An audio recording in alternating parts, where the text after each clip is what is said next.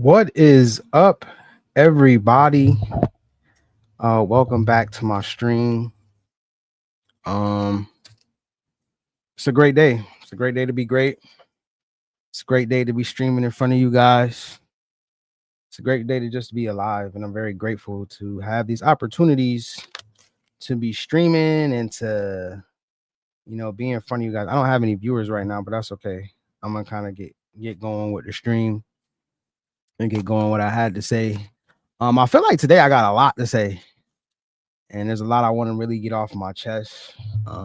First thing though that I really want to get off my chest is I want to make sure that I put this disclaimer out. And the disclaimer is, well, first of all, I want y'all to bear with me because I'm new to this streaming thing. So I'm trying to get my whole situation together.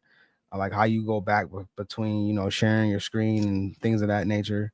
So I'm trying to work all that out. So this is I'm gonna share my screen right now though, and we're gonna share this one right here.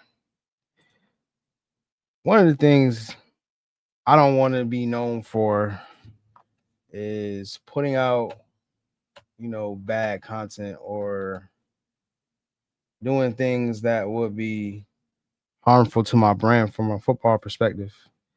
One of the things today that was done that may have harmed my brand accidentally um put out some rankings that basically insinuates that I do not watch New Jersey football and I am not a consumer of New Jersey football. And so I'm hoping that a bunch of people can see my screen. So again, I just want to put this disclaimer out. For the people who will watch this and are currently watching this, thank you to everybody that pulled up. And to the people that are watching this and that will watch this, this is the new tool that Prep Red Zone has to kind of talk about rankings. And they want to talk about not rankings, excuse me, power rankings, I should say, right? This is their version of power rankings and what they're trying to do. I just want the people in New Jersey to know that I had absolutely nothing to do with this. If you look at the teams that are a part of this, the Hunt School, Cherry East, Phillipsburg, Waynes Hill, not saying that they're bad teams. I'm just saying when you're putting a power ranking together, obviously I wouldn't have led with those teams. As we have had much discussion about these in the last couple hours, none of the people who cover New Jersey high school football for Prep Red Zone were involved in this process at all. So I just want to start the stream by talking about that. Like, this is besides maybe East Orange, who is currently undefeated. Even them, I wouldn't have had them, this high in the rankings. And shout out to East Orange. I'm just being real though, and I gotta be real. It's my stream. I don't, hold back or pull any punches. I'm just not. I just wanted to make sure I put out to the masses that as far as what happened with these power rankings, I have absolutely nothing to do with any of this.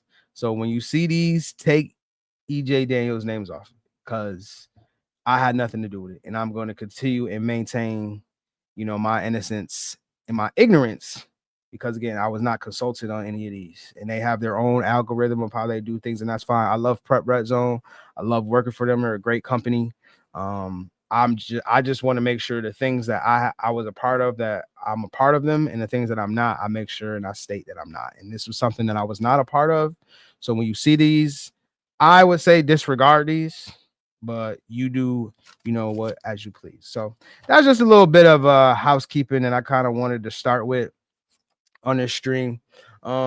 Today I got a bunch of things that I want to talk about, and I want to, like I said, get off my chest. I got my notes here, make sure I stay organized. So I started with the PRZ power rankings already. We're going to talk about New Jersey football, right, and players, right? So I'm going to do 10 players that I think you should know about. They're a mix of players that are, under the radar, over the radar, on your radar. But these are 10 players that I've been watching the entire year that I want to make sure I bring to my viewers. And I want to make sure you guys know who these young men are so you can go follow them and follow their journey, because that's why we do this. That's why we are currently, doing so much with youth sports and high school football. We are trying to bring awareness to these young men. And so today, these are 10 young men that I've watched that I really, really like. And I think you guys should, give them a follow and like I said, watch their journey. Then we're going to talk about the Joe Flacco trade. What this means for the Browns, what this means for the Bengals, if no one knows or haven't heard, Joe Flacco was traded to the Bengals, I believe, for a 5th-round pick. So I'm going to break that down, what I like, what I don't like. We're going to talk about Penn State. Penn State is a school that I used to cover for rivals, and I still, I'm not gonna say I have like ultra ties to the program, but I still follow them, right? I still have, people that I talk to that's in that building. You know what I mean? So I want to make sure I give my 2 cents on that subject. And then also I want to talk about something that's near and dear to my heart, something I don't like, something that I keep seeing very consistently on every level of football, and that's the losers mentality. So I will be discussing that last because I feel like I got a lot to say about that. And I'm pretty sure you're gonna want to hear what I have to say when that comes. So first, we're gonna start. Well, let me tell y'all something else. As you guys are looking at me and seeing me now, like I don't really have, the best setup, the best aesthetic, but you'll be happy to know that I have invested in that, and hopefully we can get some different visuals coming to you in the not too distant future. I had a name for this whole situation. I'm gonna call it EJ's table or the table, but I like EJ's table just a little bit better. But drop in the comments if you like that or not. Like EJ's table. The inspiration came from just like, again, if anybody knows me, I have a podcast also called the Ham and Turkey. Got another situation called the Ham and Turkey Group. And like everybody understands, if you know me personally, you know that came from my late great friend Kemar Collier, who died back in 2015. But me and him, a lot of people who know me personally know that me and him used to talk about sports a lot. A lot of that originated from when we went to Monroe Community College together, and we was in the lunchroom and we just discussed sports all day, like ad nauseum. And I literally mean ad nauseum. We would talk about sports from the time we obviously I went to class and stuff like that, but from the time we got to MCC to the time we left, it was just sports all day. So I felt EJ's table was, again, something that would be something people can resonate with. And then also, be able to be a part of. Like last time I streamed, nobody put any comments. Like I want people to come in, comment so I can talk to y'all and so we can interact and engage. Like that's why I do this, because I love talking about New Jersey high school football. I didn't really feel like, other than me writing articles, right? And by the way, please go check out my newest article on prepredzone.com. I have 5 players who are having solid seasons thus far, 5 under the radar players that I think you should know. So go check that out on prepredzone.com, prepredzone New Jersey, prepredzone New Jersey.com, and go check out that article. So getting into it, like I said, one of the things that I enjoy talking about is New Jersey high school football. And this past weekend, I watched the Don Bosco versus DePaul game. And there's a lot of players in that game that I have in this article. And one of the things that I really love doing is seeing players who I feel like don't get enough respect or aren't like household names, bringing them to people so they can watch their journey. Because like a lot of times, football definitely comes down to people who, are unsung heroes. So for example, like offensive lines, right? The offensive line is a unit. Oh, Jackson, what's good, man? Appreciate you dropping into the stream. Appreciate you tagging me on your content too, bro. See, this is what I like to do, so I can interact with people. I appreciate you tagging me on your comment. Most people, if you watch this and you follow me on Twitter, if you tag me on your content, most likely you'll get a retweet for me, or you'll get an article if you're from New Jersey, right? Because again, obviously, I'm one person, and I can't keep up with every single thing that happens and every single player that happens in New Jersey, which is why we have multiple writers. We have 3. So if you tag me And again, you're from New Jersey, most likely you'll get an article from me. That's always been my mantra. But now with the streaming, this is another avenue for me to get, young men and kids out here who don't get that much shine, I'll say. But this is another avenue for me to do that. So any of your friends, who want articles or whatever the case may be, or want to be known or want to get some coverage on them, again, just DM me, come into the streams, talk to me. And listen, it's kind of like an out of sight, out of mind thing. If I haven't seen you, if you haven't hit me up, obviously you won't get any cover from me. I'm only speaking for myself now. I feel like out of all of the writers in New Jersey, I'm the most responsive, I'm the most interactive, and now I'm providing this platform for recruits and prospects to talk to me and kind of promote themselves too. If you in here. So again, I'm new to this whole streaming thing, so I don't know if you can drop your huddle and stuff in this thing, but if you can, let me know and be more than happy to drop your huddle. But I'm definitely going to promote kids on here and do what I've been doing through articles. I'm gonna do on this platform. So back to what I was saying. So I watched Don Bosco and DePaul Catholic this year, and one of the things I wanted to see, first of all, I wanted to see if Don Bosco is like that, and they really are like that. And they showed that this game. They definitely showed a level of dominance that you haven't seen from them in a while, and they showed they are truly New Jersey's #1 high school team at this moment. And I believe I saw a post that says they are currently ranked the 25th best high school team in the country at this moment, and I believe that they have earned it. What's very unique about Don Bosco is that a lot of their contributing players are underclassmen. Carson Shane is a sophomore. Excuse me, Makai Allen, I believe, is a junior. Two people that I wrote about, Jack Hinspeter was a junior, I believe. Yeah, is a junior. The Alvarez brothers, underclassmen, like my point is their team is very young. Even Aiden O'Neal, their team is very young and very deep at the same time. And a lot of teams can't compete with. And in this game, I kind of saw that, especially from the DePaul side. Now, I love DePaul. DePaul's coach, I believe that's Coach Nick Campanelli that hit me up on Twitter. I truly appreciate him. He, expressed his appreciativeness to me, for highlighting some of his kids. And listen, I appreciate a Campanelli, just willing to speak to somebody like me. But I'll just say, like, I was telling somebody who was a New Jersey pundit. I won't say his name because he's my guy, but I was telling somebody who's a New Jersey pundit that while Derek Zammit is a great quarterback, and while he is he might be the top in terms of overall body of work. I've said on the last stream that I feel like Tyler Bell is the best quarterback right now in terms of being undefeated and in terms of how he's played statistically. I think he's the best quarterback right now, right? But Derek Zammit, probably over the last 2 or 3 years stretch, has been the best quarterback in New Jersey, and I don't think anyone will argue with that. With what he can do in terms of, accessing all levels of a field as a passer, and then being able to just create with his legs. That's where he had grown, right? Where he grew from junior year to senior, from sophomore year to junior year.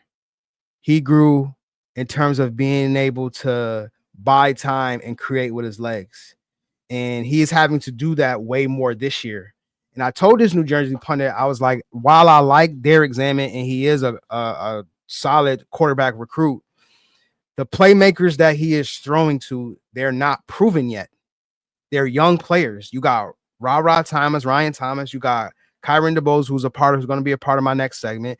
And then you got AJ Larkin, who came from Bosco, but he isn't young, but he's an unproven playmaker again, right? I don't feel like a lot of their playmakers have been in tough stretches and tough situations. And I like their line. Shout out to my man Marlon Bright, and shout out to his father, who always support me. So Mr. Bright, man, shout out to you. Thank you for the support that you give me. But I like the O line that they have too. The thing about it is I just feel like Bosco right now is playing great football and they're on another level. And like I said, for DePaul, just a lot of their players are just not, a lot of their key players are not proven commodities just yet. I know you got one more year, but I feel like DePaul is a team that will get better while the season progresses. And you saw it in this last game. Derek Zammit had to do a lot in terms of creating outside of structure. You know, his first read isn't there. I did like the fact that he had that 60-yard bomb to Kyron. Like, somebody in the chat, if you could, if anybody's watching this, like, spell or send me the correct pronunciation of his name, because a lot of times these kids, all we see is the spelling of their name. We don't actually get the actual pronunciation of their names. So it's the wide receiver for DePaul Catholic. I believe his name is Kyron DeBose. I believe that's how you say it. Dubois. I don't know how to say it, and I apologize for butchering his name, but he is a solid wide receiver. And other than that, again, just a lot of their playmakers aren't proven. And it's just going to take them, you know, as we go into the New Jersey playoffs, and whether they're non-public Bs for them, right? They are the defending non-public B champion, I believe. And they're going to get better as the season goes on. But as far as, you know, going and dealing with a team like Bosco, do you think, cuz watching from Charlotte, that's dope, you're giving recruits opportunities? Absolutely, man. That's what I do. And that's what I love doing. You know, I wanted to create this platform just to give, like I said, recruits an opportunity to speak, but again, give me an outlet to speak to recruits, you know, to speak on what I do in writing, right? And sometimes it takes someone like me who wants to get out here and show the value of a platform like this to help these kids. Like, there's also another platform, Keep It a Buck podcast, that I'm trying to model this whole thing after. I actually need Keep It a Buck podcast. I need them to keep proliferating, keep talking about Jersey football. And if anybody who is watching this and they know the same people in Jersey that I know from Keep It a Buck podcast, please tell them that they need to start streaming. They need to start streaming their conversation so people can be more interactive with what they're saying. And that will just take New Jersey to a whole nother level, right? And then I have a goal that I'm trying to do with them. But in order for me to do that, I need them to start streaming. So if anybody's watching this who is connected in the New Jersey area, tell them to start streaming from me, from EJ. But anyway, yeah, so the DePaul and Bosco game, it was a good game up until like the second half. DePaul had kept it really close. But again, Bosco's depth, Bosco's running game, Bosco's O-line, I think it's just too much. And then Carson Shane, I just want to give him a special shout out. Again, as I said on the last stream, I just love watching young players come into their own and find their journey. It's actually ironic that, you know, Derek Zammit was in the same place that Carson Shane was. Now, Derek Zammit took somebody's spot, but Carson Shane did the same thing. He took somebody's spot at the first game of the year. And these are two quarterbacks who went head to head that kind of is going to have, in terms of Carson, have a similar path to what Derek Zammit is going down. And again, Carson Shane was really on point this game with his deep ball. He had two deep shots to Isaiah Alvarez, one up the sideline and one big crosser that he had. And they were accurate passes, man. When you can give a wide receiver an opportunity to run with the football, you know, after he catches it, run after catch, I think, you know, that is a signs and shows, you know, the accuracy that this quarterback possesses. And like I said, I love Carson Shane. I love how he handles his team. And if you guys follow him on Twitter, y'all give him a follow. Carson Shane. It's SHONEN.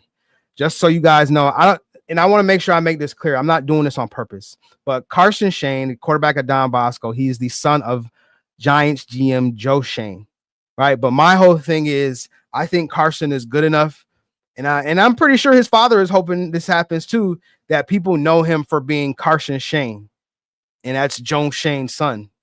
You know what I mean? I want Carson to make his own name, so that's why I'm trying not to push the whole Joe Shane thing. I want it to be Carson Shane. I want to make sure I do my part to make sure this is Carson Shane, Don Bosco quarterback, not attaching it to his dad. But if y'all can go give him a follow, it's Carson Shane. Again, it's CAR, I believe SON. Shane SCHONEN on Twitter. Go give him a follow and watch his journey. He is probably right now the best, one of the best, because there's two right now. Actually, there's three. There's three top young quarterback prospects in Jersey right now, and that is, I say, it's Carson Shane, and then both of them play for the same team. Carson Shane, Trey Tagliaferri, and Walker Snee. I know I'm forgetting one quarterback right now who's a young QB, but out here doing this thing.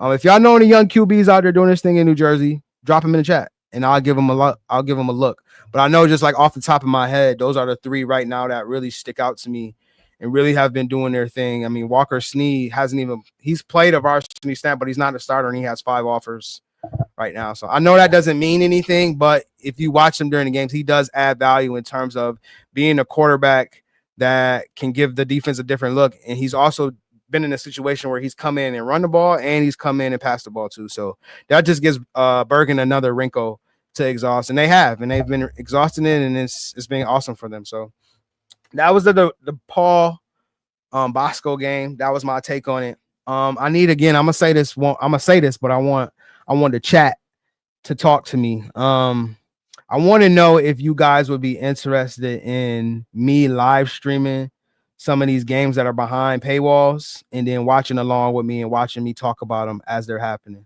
I think that's probably the next iteration of this. From what I've seen from people on live streams, that's really the next place I feel like I can add value, because we love to see, these guys in real time. And I think watching them in real time would definitely give the viewer a sense of like what they do on a snap to snap basis. That's why I like to watch. I want to watch on a snap to snap basis. So I watch full games, but I know everybody don't have access to the games because they behind paywalls. And so as a result, chat, I want you to talk to me and tell me, would you be interested in sitting with me on stream watching these New Jersey games? Obviously, with the nature of what I do, I have to pay for all this so I can astutely talk about these kids and these teams.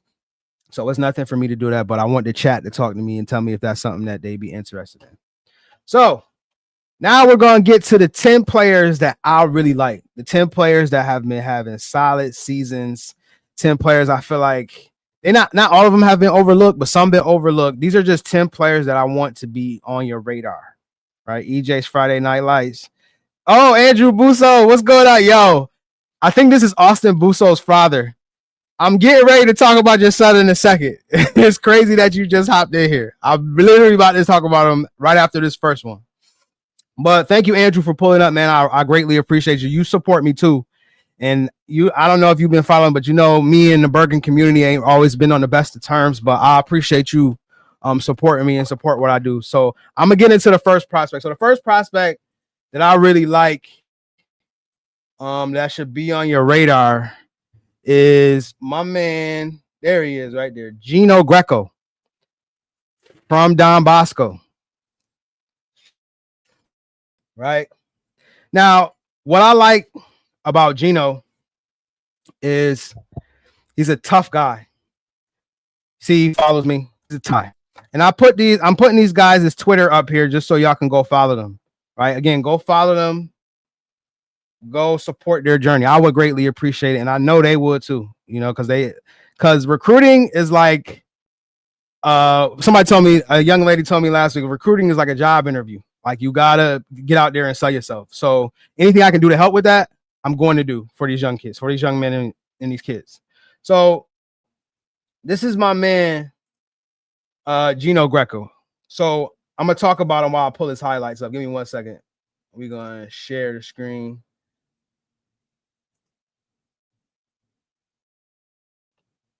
So want that to load up really quickly. So reason I spoke about Gino Greco just because it loads up. Okay. He'll probably never get the credit that he absolutely deserves. If you've watched him the last couple games, as you see, he's very disruptive. He's a good tackler. What I wrote about him, and that always is the solid makings of a solid linebacker prospect. And so I said today that I wanted to come on here and give him some love just because, he plays next to one of the top linebacker prospects, I'll say in the entire country, Mekhi Allen, as I said on my first stream, is an absolute stud. But there is also another linebacker I'm going to talk about, Jack Hinspeeder, and then there's also Gino Greco.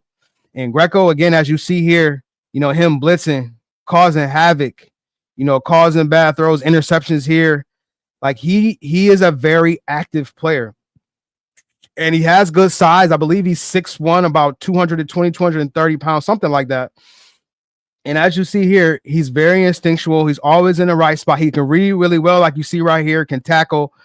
I just think guys like him, linebackers like him, who aren't like national recruits but are really good players, they won't get the respect that he deserves due to the fact that he is playing next to another top recruit. And that's nothing. I don't want to make it seem like it's a bad thing that he's playing next to a top recruit. I'm saying that he's also good.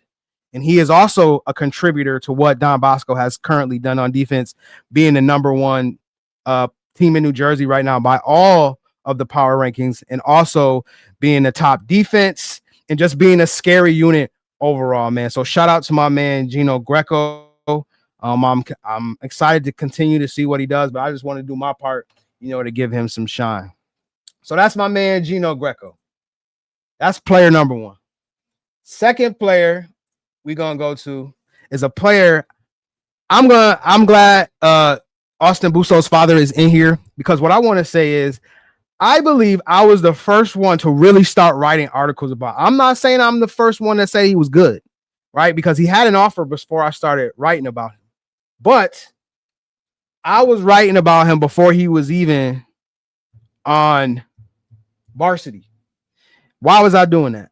Because Austin Busso, I'll say right now, is probably the best wide receiver in New Jersey right now. Again, why do I say that? Say that because that every receiver strives to have, and he has it at such an early age. And that is the ability to separate from on the outside and in a slot. And he had that when he was on JV.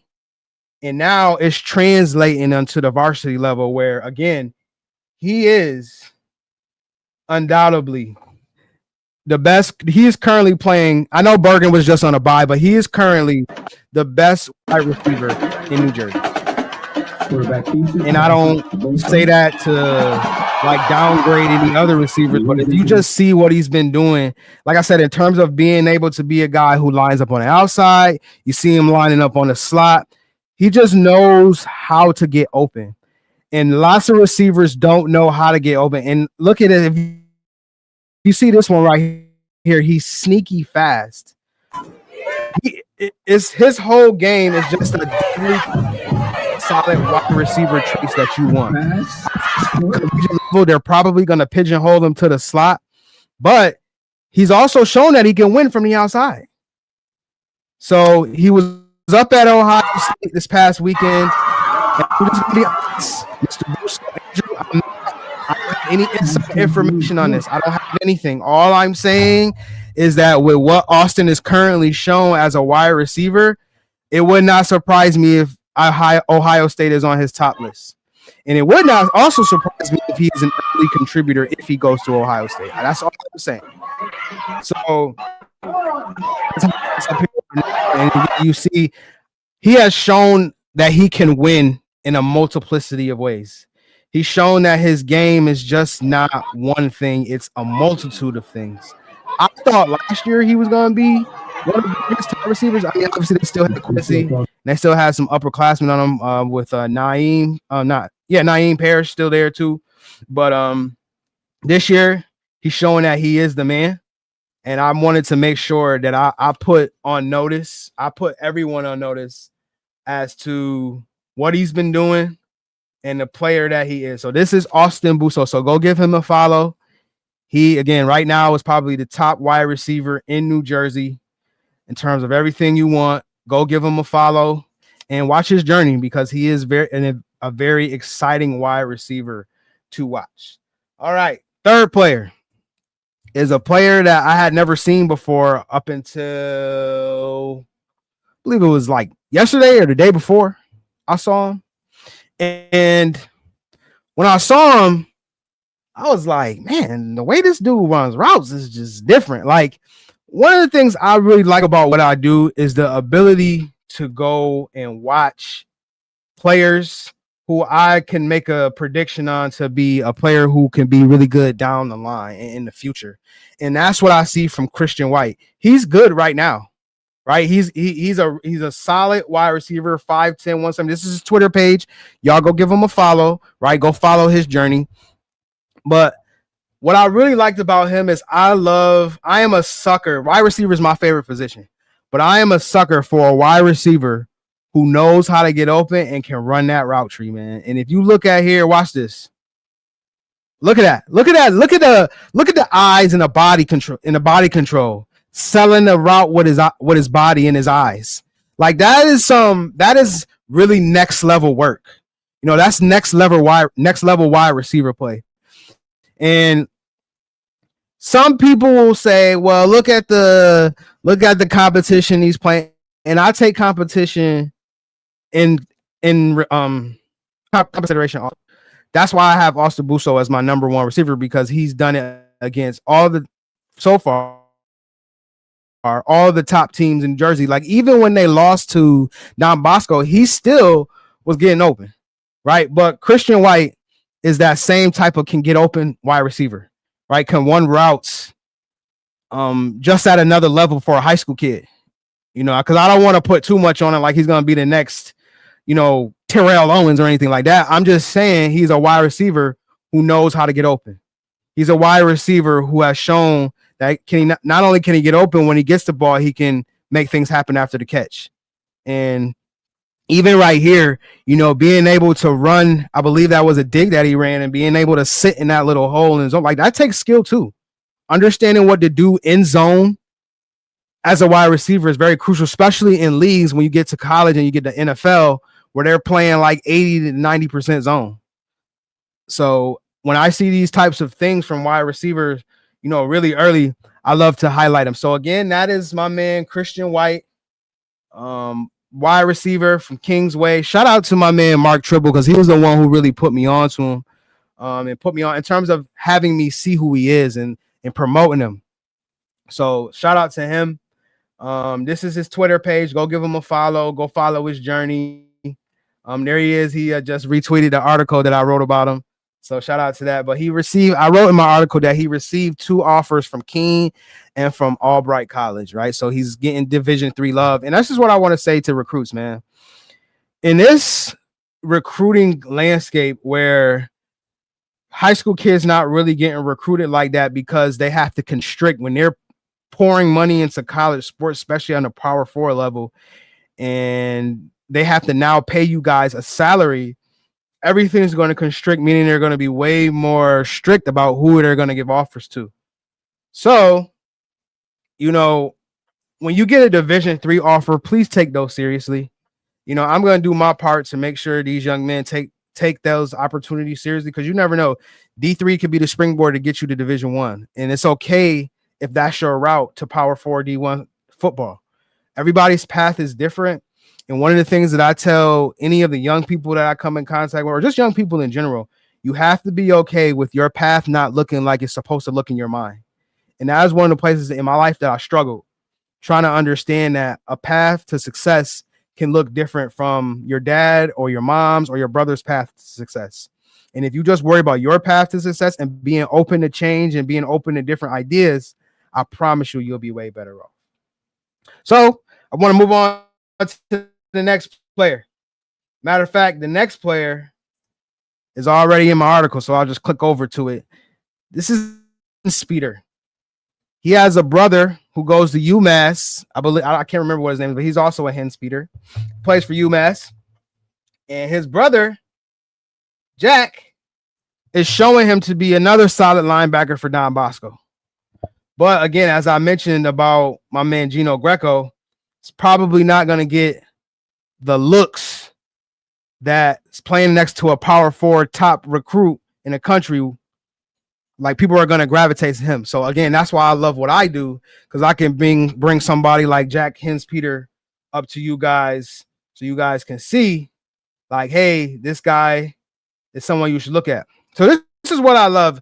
First of all, if anybody from Bosco or New Jersey is looking at this or looking at my stream right now, please go tell Jack Henspeeder to please go update his huddle. I can't show people huddle from 2024, bro. I need to see huddle. And this is my birthday, by the way, December 19th, 2024. So shout out to that. But I can't show people film from 2024 because you've made plays all year. But now I can't show the people the plays that you've made all year because you haven't updated your huddles. So please, sir, Jack, please update your huddle and pin it so I can next time, because I'm pretty sure you're going to, during around playoff time, you're going to still be here. Please go update your huddle to some 2025 film so we have the latest film on here. I can't show people older because I don't even know if there's any coaches watching this, and they might want to give you an offer. That's what I really want from the stream. I would love for people to watch my stream, see what I'm doing for his kids, and offer them, or at least make contact with them, because then that adds value too. I'm trying to show that streaming and talking about these kids in this manner can add value to their recruiting. So Jack Henspeeder, please go update your huddle. But now to the great stuff about Jack. One of the things I love about Jack is he is a linebacker, again, just similarly to his counterpart Greco, who can make plays. And he is not only making plays, but he is making plays in space. That is a separator from good to great linebackers. Linebackers who can see the play, go find the play, and if it's on the edges and there's no help, you make one-on-one plays. That is what will separate a top-notch linebacker prospect. And Jack has done that. Matter of fact, in this game against Don Bosco, he did it at least 2 to 3 times. Excuse me, he was all over the field and he was making plays. The run defense, pass coverage, everywhere you was looking, Jack Henspeeder was around. Again, this is a kid and this is a class of 2027. So he's still relatively young and he has one more year of development. So this is somebody that we may be seeing again on a P4 level. Even Greco we might see on the P4 level. You know, I just know from my experience that sometimes it's really tough for young men who aren't national recruits to get looks, right? But that doesn't mean that I can't use my platform to highlight him. So Jack Henspeeder, first of all, please go update your huddle. Secondly, keep making plays out in space. Keep fighting through blocks and making plays and run defense, and keep being all over the field because you definitely deserve it. You definitely earned it. So everyone, this is Jack Henspeeder from Don Bosco. Please go give him a follow and go and follow his journey. I would greatly appreciate that. So here's another player that I like. I had the pleasure of watching him. I had the pleasure of watching him 2 weeks ago. And like I said, somebody in chat, if you could tell me if I'm saying these kids wrong, saying these kids' name wrong, please let me know. Again, sometimes I don't get an opportunity to hear how their name is pronounced. I only get to see the spelling of the name. So I'm going to say his name is Cam Ame. I believe that's how you say it. And he also retweeted the article I just wrote about him. But I want to play his highlights for you guys so you guys can see like what type of player he is. He just earned his first offer from the University of Temple. Why did he do that? Because he showed out against St. Peter's Prep. He's been a player who has the look. So he plays edge rusher. He has the edge rusher look. He's 6'4", 215 pounds. But if you see his long, lanky frame, you'll see that he has the frame to add weight to his size. I like the athleticism. He is a two-sport athlete. He also plays lacrosse. But if you look at him, he has that edge rusher body and those edge rusher measurables. And if you see this play right here, I feel like this is kind of the game that got him on people's radar. I'm not saying that he hasn't been a good player. I'm saying after this St. Peter's Prep, I believe is when he got his first offer. And he had 3 sacks in this game. You give this young man some time to refine his moves and learn the game, because that's the biggest thing for most of these kids.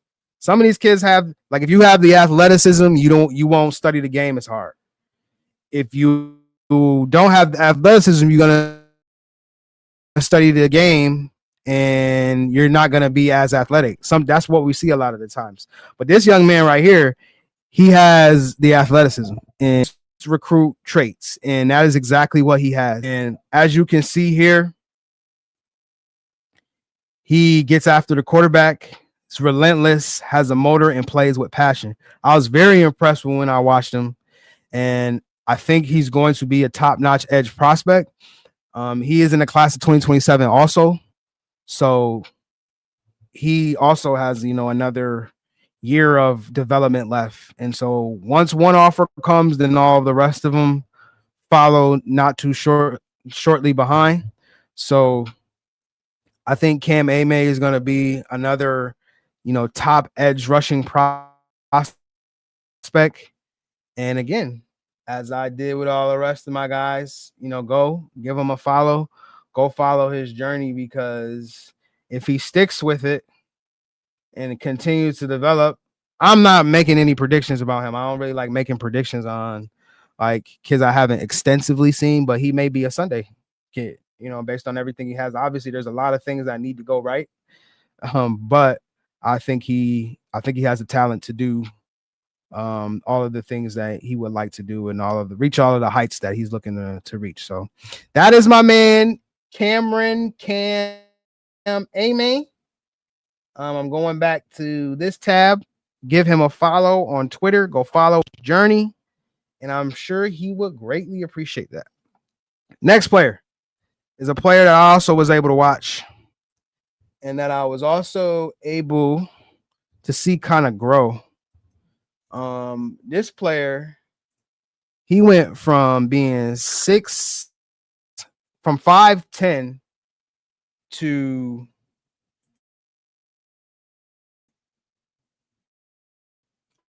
6'3", and he is getting better with every game.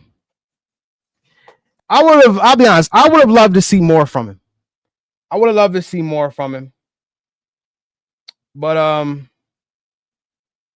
he did have a 60-yard bomb in the Don Bosco game over 2 defenders, and it was really beautiful.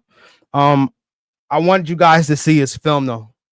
He has all the makings. He is very similar to another DePaul Catholic receiver, Elijah Burris. They have a similar look, similar build, everything. But I want you guys to see his route running. I'm going to always go back to route running. I'm going to always go back to the technical aspects of wide receiver. And that is what I like. Like, he ran a double move right there. Like, double moves aren't common to see on a high school level from wide receivers to run. It's becoming more common because these young men are being able to get professional coaching a lot earlier. Sorry for this buffering. I'm streaming, but just the array of routes that he runs, his size, his ability to sell routes at his size, I think he's going to just do nothing but go up and get better. I would have loved to see more from him in the Bosco game, but that's not to say that he hasn't been making plays all year. And he has pretty much been making plays all year. And what I've seen from him, what I'm seeing from him in terms of watching his film again, because I watched his film yesterday, I think he can be a prospect again who is another P4 for them.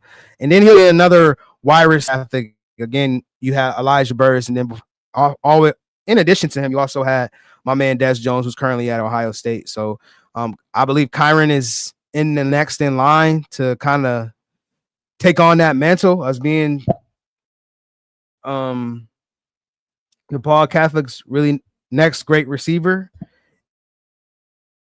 And again, I just want you guys to, again, give him a follow. I got to go get back to his Twitter. He's going to be one of the next top wide receiving prospects. I want to sit here and say he's, the top wide receiver in Jersey like Busso, but he's right there. He's right there. Like, Busso's tier 1. I say, hopefully I'm saying his name right. Kyron DeBose. Hopefully I'm saying that right. For all you guys, I want you guys to go and follow him.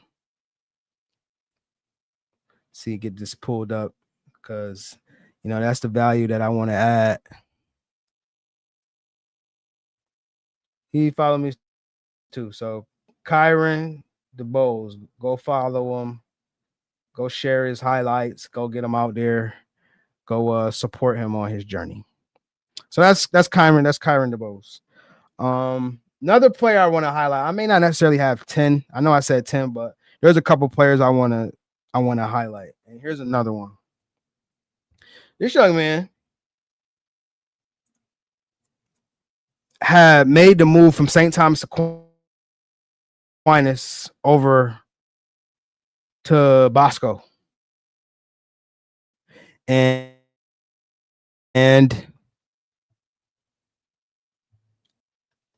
I know it's probably a situation where at St. Thomas Aquinas, he felt like he was the best running back there. You know, they have that other young man, Udoa, I believe that's who he is, for St. Thomas. And I believe he was playing in conjunction with him. But he's come over to Don Bosco, and he has truly been a game changer for them. I mean, you can argue that he's been their best player in terms of production. Like, he's been a really productive player for them. And one of the things I really love about Kasai, though, let me introduce y'all to Kasai Thomas. Excuse me. Let me not do that. Kasai Thomas has offers, I believe, from Temple and Syracuse. He has offers. Like, he's a Division I player.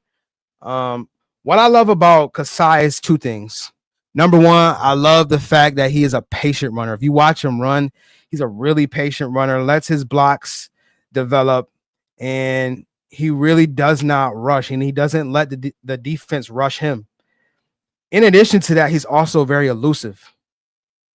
He has he has an array of one-on-one moves, but he specifically has that hezzy is very deadly in the open field when he's going one-on-one against defenders. And running behind this Don Bosco line has obviously let him show what he can do when he is the primary back. They also have my man Dom DeLuca, and shout out him. I'm not trying to make this a Don Bosco stream. I'm saying they have a lot of solid players on their team and they're winning. So obviously I'm going to highlight the players that have been winning on the field, right? That's just how it goes.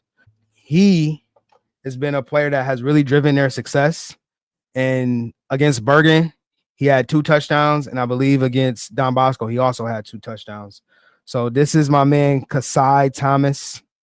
Go give him a follow. This is his Twitter. He's really more active on Insta though. From all of my dealings, he's very active on Insta. But go follow him on Twitter. Oh, his Instagram's right here. So go follow him on Instagram.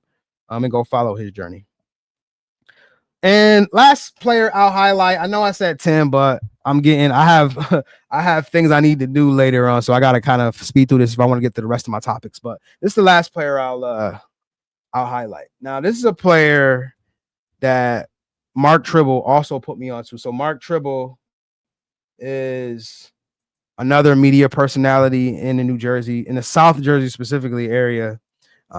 And he pretty much does the same thing that I do, but just does it at a higher level than me.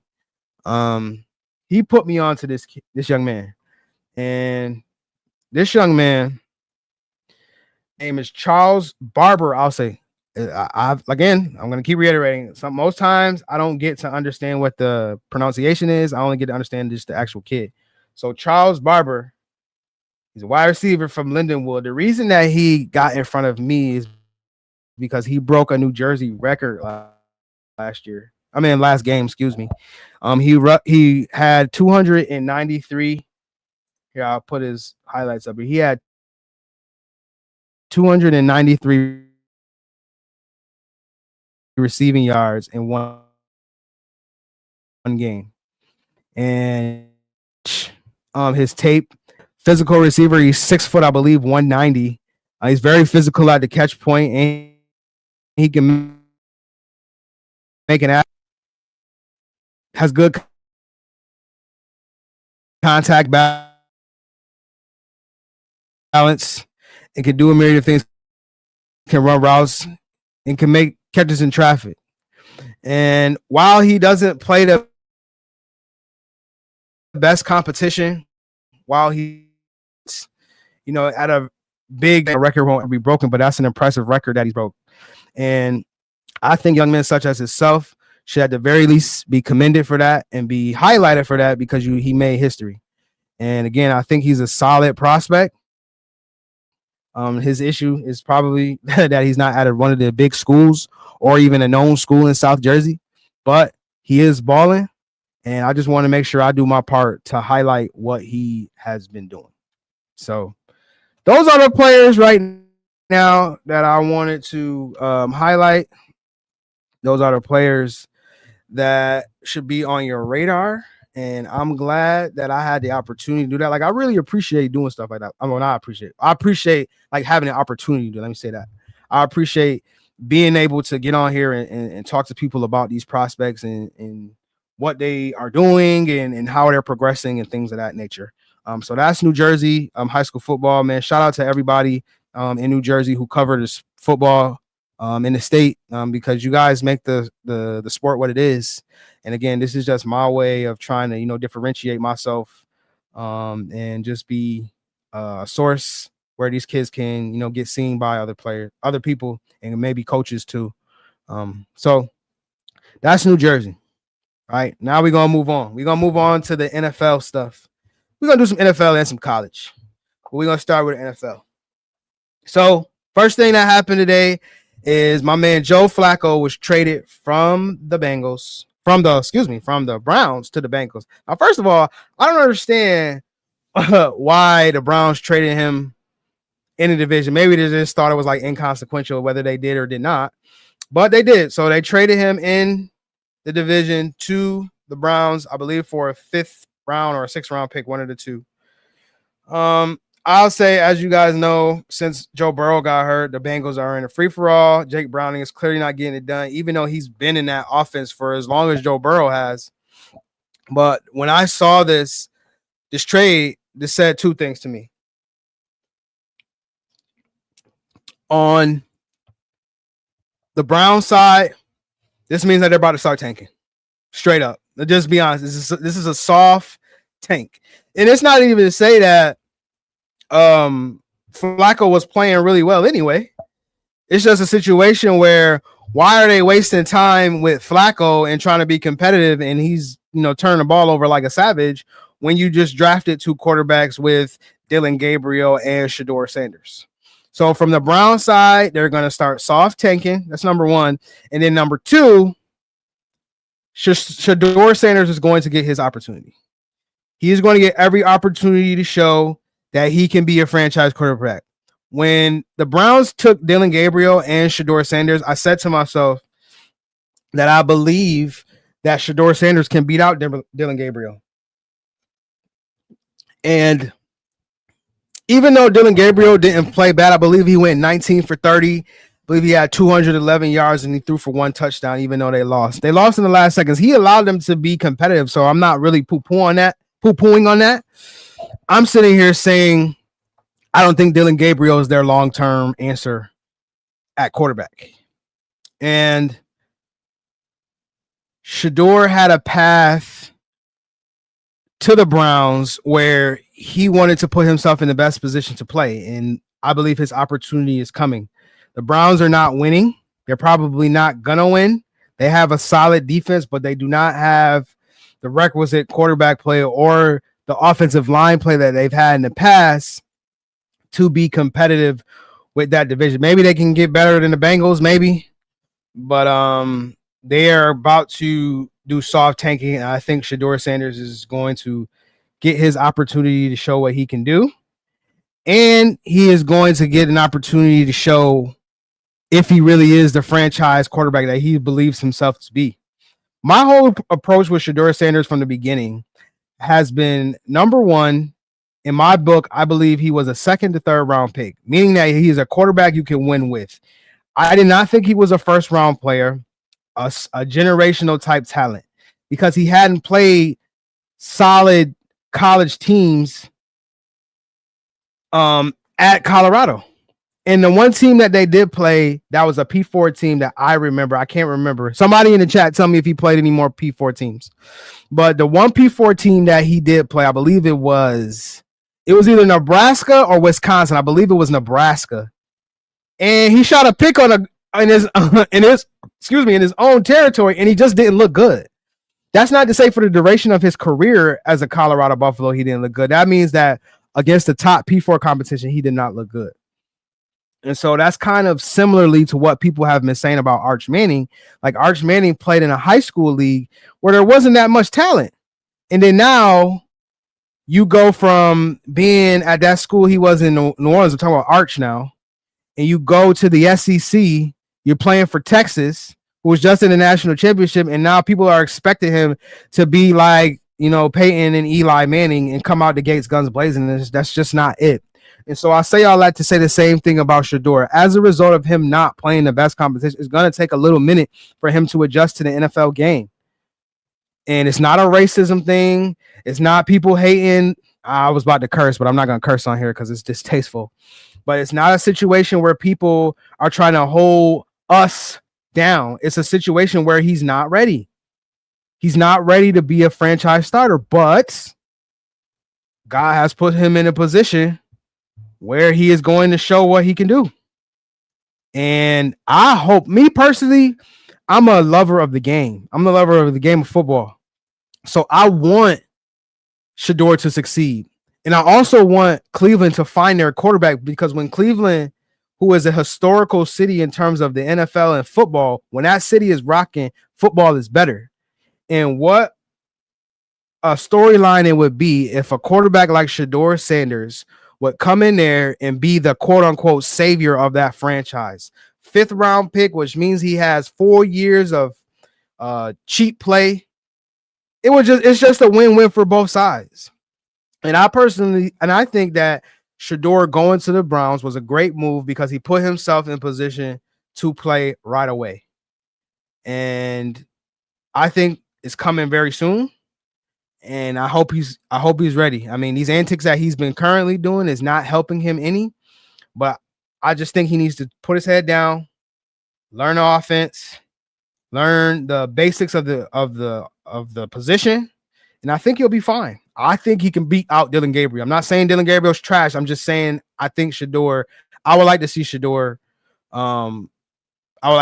Be the starter, because then there's going to be a whole lot more money that's poured into the Cleveland Browns, because they're going to sell out. The first game he's announced as a starter, they're going to sell it out. And then what should happen is that when they sell out the game, they should also flex whatever game that he is going to play in or going to start in, because it's going to be a national storyline. And that's just going to work out for the Browns. And if he wins, it's going to skyrocket after that. Because then all of the pundits were like, yeah, I told you he was this, and I told you. They're going to be pounding the table with 2 hands come that Monday or Tuesday. So it's just a lot of wins in there for both sides in terms of the Browns and Shedeur. And again, I think this is, with Flacco being traded to the Bengals, I think this is their way of saying, hey, we're going to give Dillon Gabriel every opportunity to succeed. But if he doesn't show us anything, then we're going to give Shedeur an opportunity to play. And then it's also signals, lastly, for the Brown side, is that they're probably going to draft a quarterback in the 1st round next year. Whoever that'll be, John Mateer, Carson Beck, Sellers, any of these guys, they're going to draft a quarterback next year. So, they're going to go all young on a quarterback, which I'm totally for, because again, as y'all know, I love to see the young maturation of players. So I'm here for it, man. I'm here for what the Browns are doing. I know a lot of people don't like it because they're not winning in the short term, but their plans and their outlook is long term, and I'm with it. I love to see it. So just to look at it from the Browns side, the Bengals side really quickly, they just got a quarterback who can push the ball downfield. But Flacco is known for throwing a nice deep ball, and they got 2 receivers who are, in my book, elite, Jamar Chase and T. Higgins, who can go up and get it and can make plays individually, no matter who their quarterback is. So they got a quarterback who can push it down the field, and that allows them to still be aggressive, utilizing these 2 receivers that they've paid in the same offseason. So they're not really trying to be a playoff team. They just really trying to, look competitive until Joe Burrow gets back. And I think Flacco allows them to do that, just because, Browning has not shown anything that he has done to give them any kind of confidence going forward. And also, most people think that the coach for the Bengals, his name escapes me right now, Zach Taylor, is on the hot seat. So we'll see what happens. I like the trade, and I just want to address it really quickly. So I love the trade for both sides, and I hope we get to see Shedeur Sanders sooner rather than later. So that's the Flacco trade. Next thing is we got Penn State. So we're going to go to some college. Some of you know, some of you may not know that I had the opportunity and the privilege to work for Rivals. And while working for Rivals, I was able to cover Penn State and I was able to cover Rutgers some while I was doing that. So I still, pay attention to Penn State and I still pay attention to everything that they do. But I just think, and this is a hot take, because everything in the national media right now is crushing James Franklin and is crushing Penn State and everything they're doing because now they're unranked, right? They are currently, not a competitive team. But what I want to say is that I learned this as an investing term. And the term that I would like everybody to have in your spirit is when in doubt, zoom out. It is an investing term. And it basically says that do not be a prisoner of the moment. Now, I hear everybody for the chat. If anybody in the chat jumps on me, before you guys jump on me, let me state my case. I understand that James Franklin is 4-16 against Michigan and Ohio State. I understand that my man Joe Klatt says Penn State really just does not win these games. I understand that they did not win against UCLA. And this is one of the straws that can potentially break the camel's back. I also understand that Penn State, with what they just poured into their facility, with the deal they just struck with the insurance company, with all of these great things that they have done, they are looking to cultivate a winner. And they are going to take nothing less than winning. They started the preseason by being a top 10 team in the nation. They've won thus far. In these last 2 weeks, they have not performed up to our expectations that we have. They lost to a tough Oregon team in the last seconds, by the way, in OT. Like, they were competitive throughout that whole game. And Oregon is a team that, they're really good. They get top 3 recruiting classes every year. Like, Oregon is a destination for most, like a preferred destination for most recruits. I'm not saying Penn State is, because they are, and that's one of the points I'll get to. But I just feel like Oregon, they're just different when it comes to the recruiting. And you see that. Every year they're top 3. Coach Dan Lanning always has them, competitive. And they're one of the top schools in terms of giving kids NIL money, right? They provide a lot of opportunities. They win, and they have backing by Nike. So they are preferred. So I say all that to say, like, Penn State was up against a lot. They were up against a lot, in my opinion. I'm not saying they're not on Oregon's level. They are on Oregon's level. But I'm a guy who loves to zoom out and look at the entire picture. The entire picture says to me, while James Franklin did not have them prepared to win against a UCLA team who was winless up until that point, everyone kept saying, like, yo, Saban would have never said what James Franklin said at the podium. And to a certain degree, you are correct. Not a certain degree, you are correct. However, I do believe those are contributing, because Lincoln Riley the week before said the same thing about USC. Like, yo, they got to travel from the Pacific time zone to go to an Eastern kickoff that's kicking off at 11 a.m. And so Penn State pretty much had to do the opposite of that. They had to go from an Eastern time zone to a Pacific time zone, and they had to get a different kickoff too. That does take a toll on your body. That's number one. Number two, the loss against Oregon was a tough emotional loss. You're dealing with like 17, 18, 19, 20, 21-year-olds and sometimes 22-year-olds. Like, that is a lot for them to get over. And a lot of them are knuckleheads too. They don't listen. They don't do what they're supposed to do in terms of taking care of their body, even though they have all of the best resources at their disposal. Like, it's tough to break through to them. So I don't care who you are. I don't care if you are widely successful or not. It's tough to break through to that age demographic, especially in the social media era. So I just want to say, let us not, as a result of this, gloss over what James Franklin has done from a recruiting perspective. I would like to take an opportunity to shout out my cousin, Andre Harris.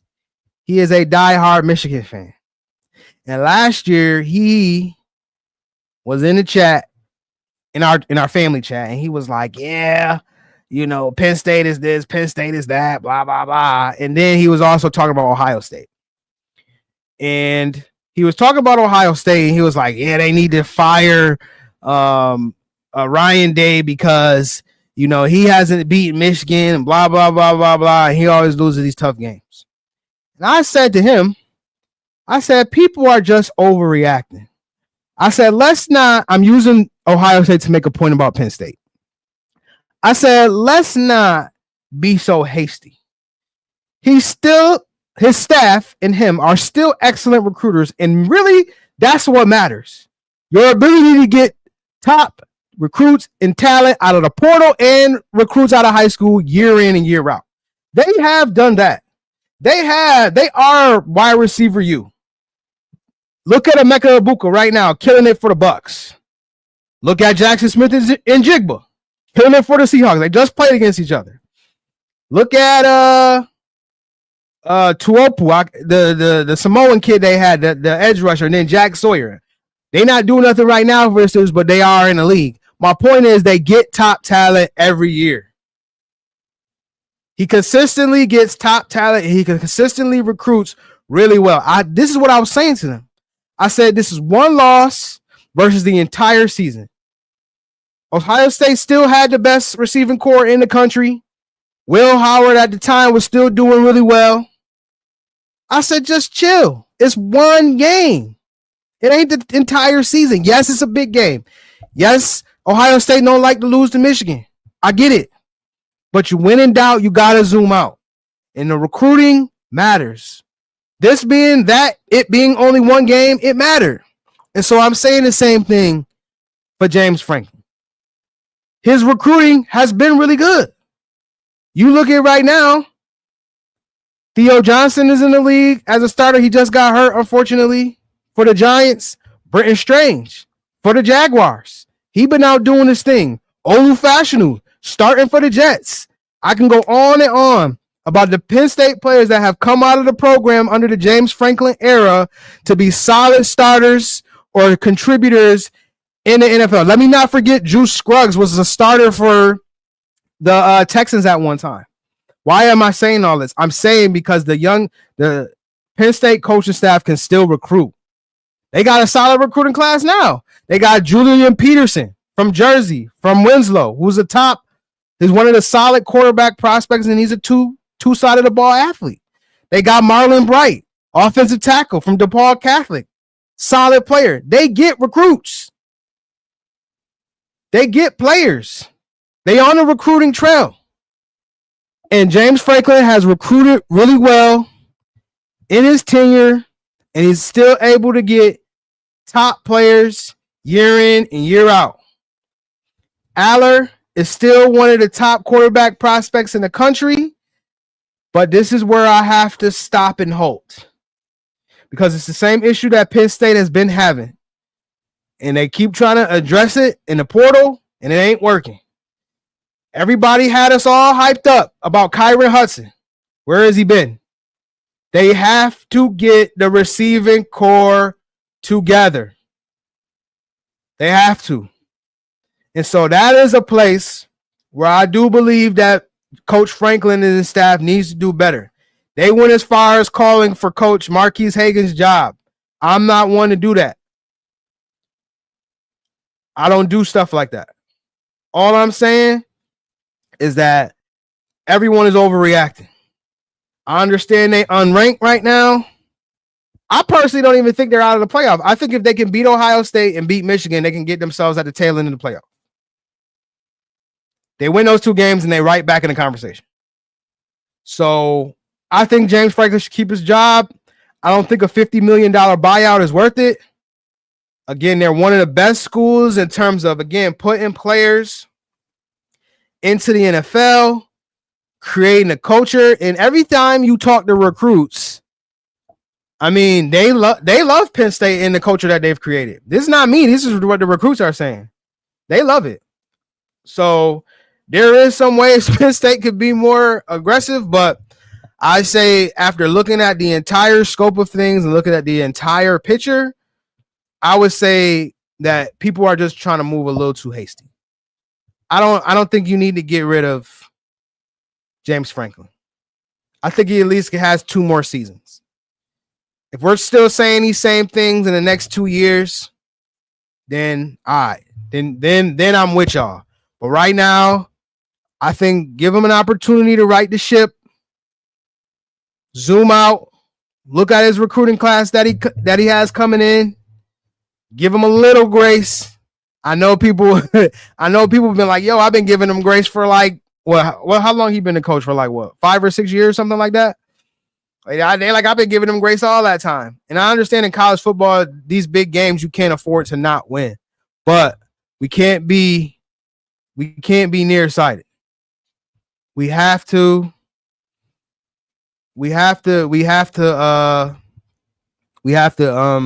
zoom out, like I said, and give him the benefit of the doubt.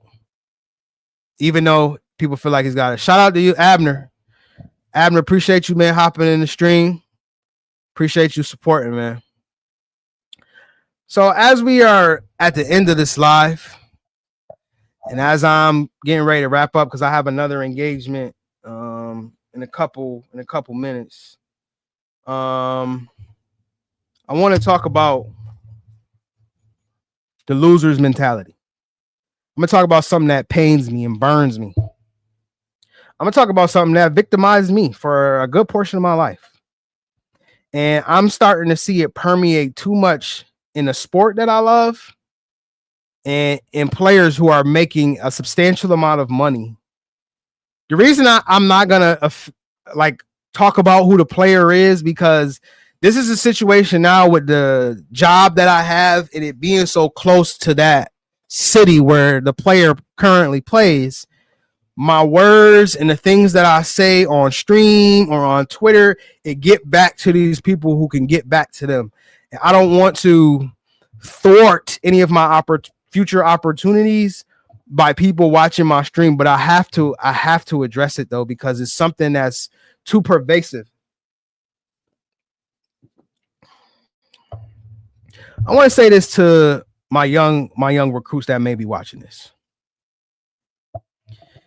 If you are on a team that is clearly or one of the top teams in said conference, wherever you want to put yourself, right? You're a top 2 or 3 teams.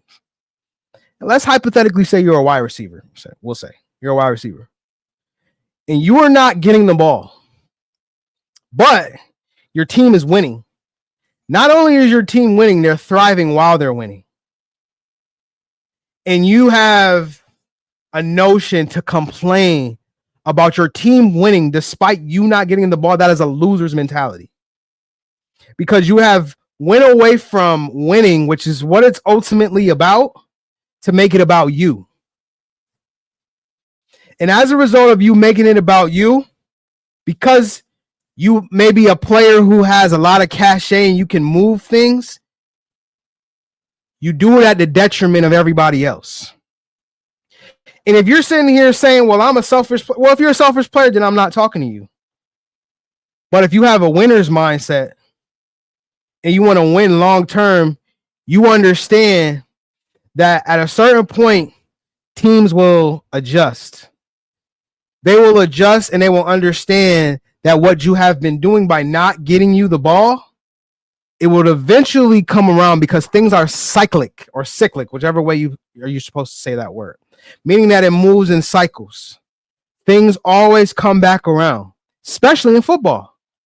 So what I mean by that is, if your team is winning by having 40 to 50 rushing attempts a game and you have 2 targets, but your team is still winning, that means at a certain point when you start playing better teams, what you're currently doing will no longer be able to work. And now you will have to change up what you're doing in order for you to have your opportunity to contribute to winning, but you have to keep your mind in the game. And everybody by now should understand who I'm talking about and what I'm talking about. If you don't know, Google the Eagles' top wide receiver, I'll say. Now, that could be two guys. That could be Devontae Smith or that could be A.J. Brown. I don't know who I'm talking about. But the guys who have been following that situation know who I'm talking about. The reason I'm so upset and I'm so pissed off is because in one of the games, the game he complained after, he had 9 targets. That's a lot of targets. And they won the game. But you still took it upon yourself to be selfish and voice it on Twitter. And you know when you voice something on Twitter, being in that space in life and being in that space on that team, it's going to get a lot of traction. It's going to get a lot of eyeballs. Like, you had to know that before you tweeted it out. And see, this is what I tweeted the other day. That's why I have no patience for guys like that who one day could be cool and then the next day be off. Listen, I am not sitting here saying I'm not cognizant of mental health and how it affects people. All I'm saying is he has to know, after being a player that has won a Super Bowl, that eventually he's going to get his opportunity to turn around and show what he can do and be a part of the offense like he said he wanted to be and like he's going to be. You're making over $100 million. There's no way you could be a part of the offense. Matter of fact, the fact that you're an outside wide receiver who is able to take the top off the defense and able to win at the catch point and able to run routes the way that you are, it allows that team to run the ball the way that they run it. They wouldn't be able to do any of those things without you. So my issue is that this player took a loser's mentality to this. Also, I don't want to be nearsighted. I don't want to sit here and act like NFL players don't have clauses in their contracts where they have to meet a certain criteria, where they have to meet this amount of catches, this amount of yards, this amount of touchdowns to make money. But everybody understands, everybody across all levels. And if you don't, I'm going to explain it to you.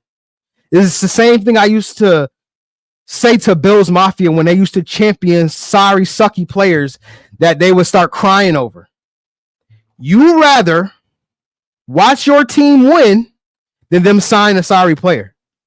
I'm not saying all the players that the Bills signed were sorry. I'm simply saying winning cures all.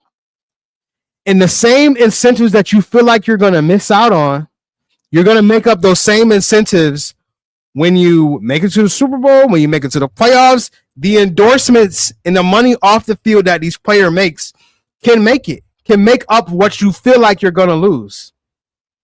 And then yet and still, these players still gets the opportunity to renegotiate and recoup that money on the back end, or get it as a signing bonus, or have a creative way where they can still get it if they don't meet those certain type of incentives. So taking all of this into consideration, I believe that player has one of the worst loser mentalities that I've ever seen in my life, because he took that opportunity to make it about him instead of the team, even though all of the factors that I had said came into play. And what has subsequently happened? That team went away from what they normally did, passed the ball the most that they have done in the last 5 seasons, and what happened? They lost. And then you got the audacity to try to blame the quarterback on the last play of the game. Again, loser's mentality. And I'm saying this to make an overall bigger point, is that you cannot take a loser's mentality into life. And I want to make sure people understand what a loser's mentality is. A loser's mentality is not trying. That's a big obstacle for the loser's mentality. You have to understand that in order to progress in life, you have to take risk, and you have to try things, and you have to fail at things in order to get to where you want to go. The loser mentality comes when you don't try at all. You can't do that. You have to at least try. You have to at least put your best foot forward, fall flat on your face and have the gall to get back up and say, I'm going to try it again, or I'm going to try it a different way. That is what breeds success. Success comes from failure. I'm just talking about symptoms of the loser's mindset, the loser's mentality. So we got that wide receiver on that team making it about him. That's loser's mentality. Not even trying, not even putting your best foot forward. That's the loser's mentality. Not asking for help when you need help. That's a loser's mentality. The misconception that a lot of humans get is that most people make it by themselves, and that could be further from the truth. Nobody gets to any spot in life without someone opening the door for them. In the earlier you start to understand that, and the earlier you come to grips with that, the better off you'll be. That is something that I struggle with. I told myself, I'm going to do this by myself. I'm not going to need help from nobody. But there have been many people in my journey and on my journey that have given me game, that have opened doors for me, and that have supported what I've done. So I essentially was speaking from a loser's mindset. And I don't want you to be a loser or speak or act or show any symptoms of you being or having a loser's mindset. Now, you may be saying to yourself, well, how can you be talking about a wide receiver or a guy in the NFL that's making $100 million as a loser? I don't mean a loser in the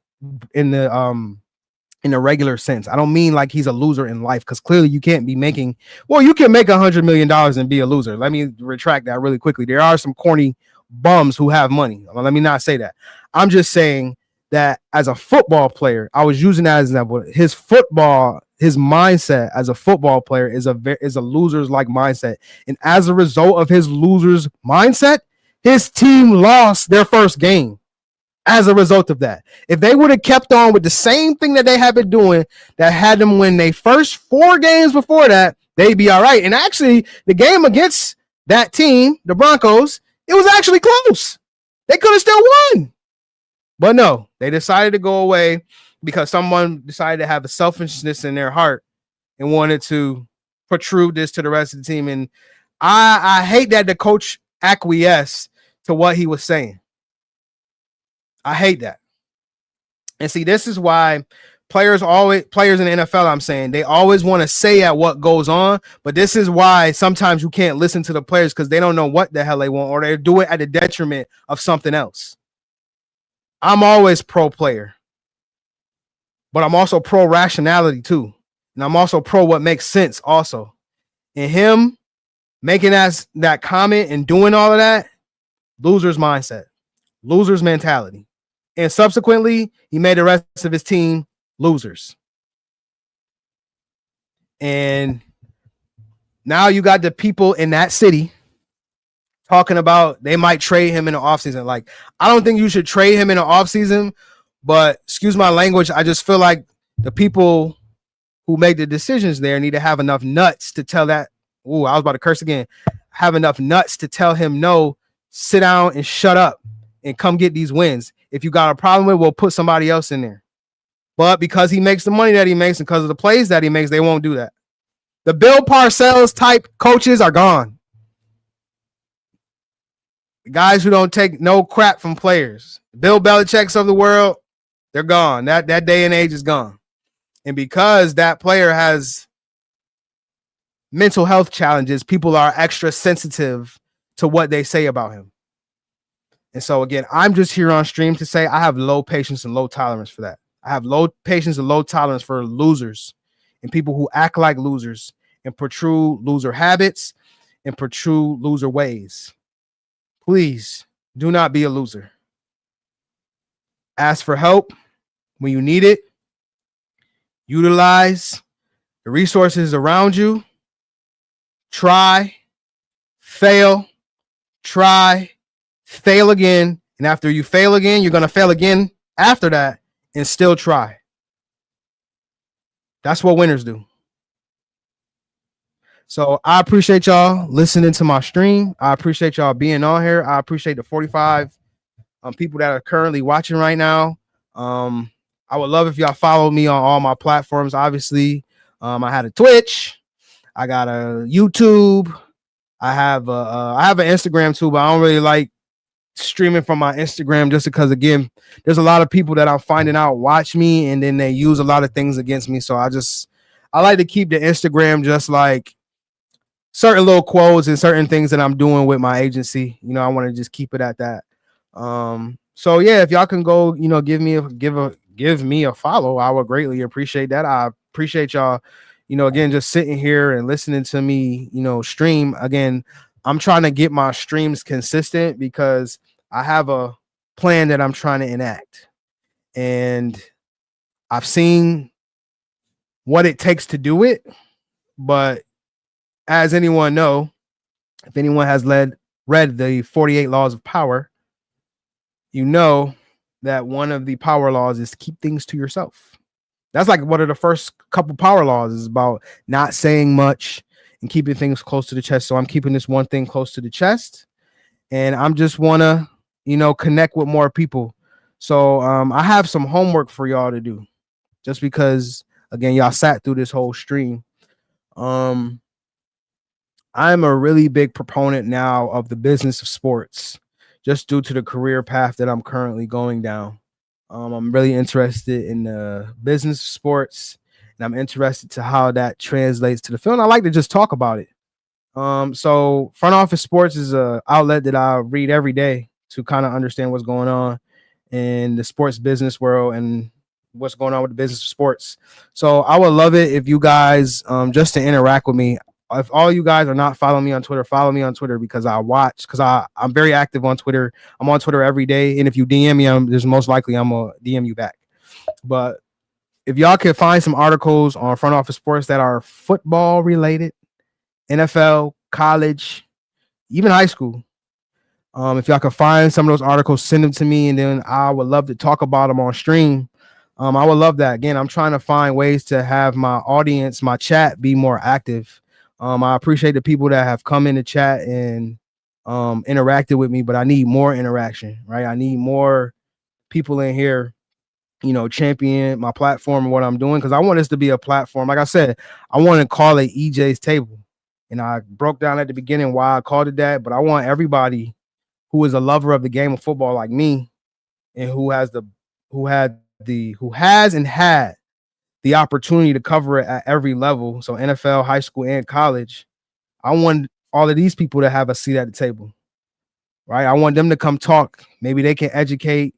I can educate them, and they can educate me because I don't know everything, and I want to be the first to say that I don't know everything, and I'm on a constant journey to learn everything I can about the game of football. And today was a stream where I wanted to cover a multitude of topics. And again, we just get in here, we just talk about football, you know, on my stream. So that's one of your pieces of homework. The other piece of homework you have is I need people in the chat to talk to me if they want me to start streaming these high school games in Jersey, and then we watch them together and I talk about the stuff as it happened. Obviously, they're gonna only be good games. Like I'm at the point in my sports journey where I can't sit through a terrible blowout. I can't even pull up to a blowout.